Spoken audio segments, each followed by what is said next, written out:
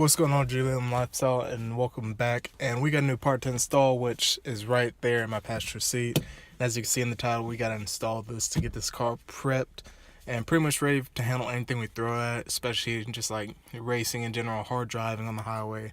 I like to make sure my car is like working properly and not overheating or anything, so that's why we're installing this. But anyways, get to the unboxing really quick, and I already opened it up just to make sure there's everything in it, but I'll show you guys. So forgive me for the lighting because it's dark out right now, but we got the Hayden Automotive Rapid Cool Transmission Cooler. It's pretty much exactly what it says on the box. This is the smallest series they have. And as we open it up, first thing we see is just the transmission cooling hose. But this cooler itself, pretty small, but it'll do the job. I don't need anything too serious, just something to handle. Just some rigorous driving, but it's pretty simple. Got inlet, outlet. You just splice it in between the return line on the transmission hose, and this is only for automatic transmissions, obviously, because you won't need one of these in a manual. But anyways, when we get to the install, I don't know how much I'm going to show because my phone's dying and it's dark out, but let's get to it. First thing we need to do is go ahead and take the grill off the car, and like I said, I don't know if I'm going to show it, but I'm going to take the grill off and find out where I want to mount the transmission cooler. What's going on, guys? And as you can see, the phone died. I'm going to pick off where we left off last night, basically to explain what I did before I go and show you. And there's two lines coming from your transmission to it.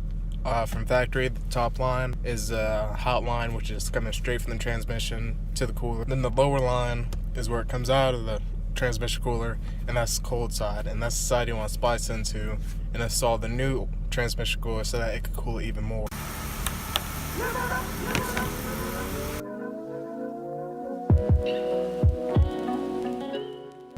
So right now, as you can see, I have the transmission cooler mounted right up behind the grill, so I had to take the grill off to access that, but that's what it looks like. And then right here is where I have the lines routed. I've routed it through the side of the radiator and down towards where you see those hose clamps. And right here, I'm just checking for any leaks while the car's running, and of course that shiny spot is where I spilled some earlier, but I'll wipe that down, and I right now don't see any more leaks. Here's where I have the transmission cooler and my old catch can mounted right in front of the grills. So like I said, as you can see, the install is very easy.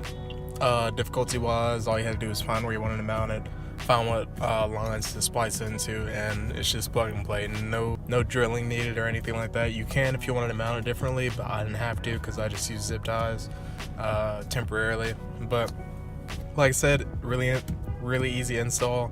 Recommend it for anyone who's racing their automatic transmission, or just anyone in general who wants their car to last longer if it's not a manual. As you can see, all the mods I've really done in this car are very easy, and they've all been kind of like hidden mods. Like, I haven't done anything too flashy, too showy.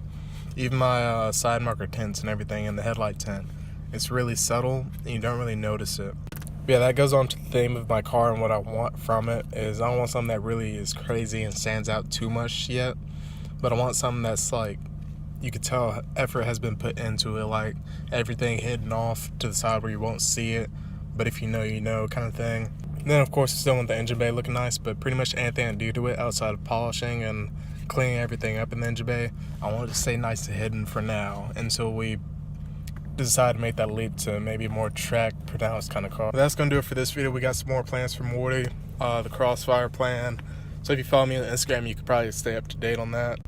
And if you do follow me, you saw my last post, you will have an idea of what my next mod is. I threw a little hint in there, so if you watch Rick and Morty, then you should know what I'm talking about, because that's where this car's name came from. But definitely stay tuned and follow me on Instagram, and subscribe if you're new. If you enjoyed this video, let me know in the comments, and I'll see you in the next one.